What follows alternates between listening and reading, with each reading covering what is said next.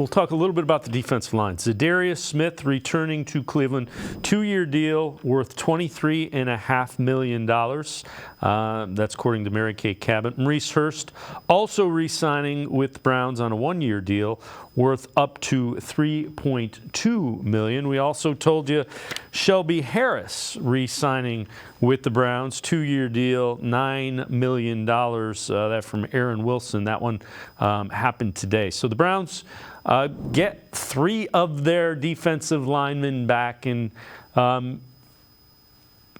they played well last year. All 3 of those guys performed well.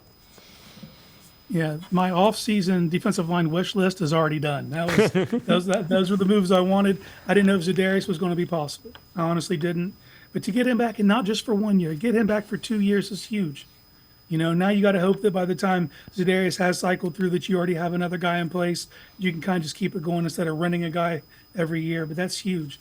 Getting Mo Hurst back as your rotational pass rusher, that's massive. That's hard to find. It's easier to find a run stuffer, a defensive tackle, than a guy who can really affect the quarterback.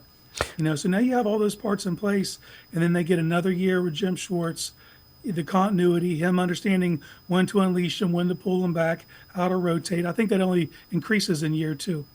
All right, so pass rush win rates in 2023. This from Cody Suick.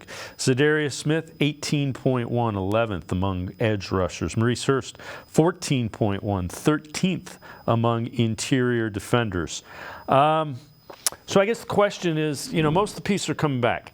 How does it get better, and do you think it gets significantly better?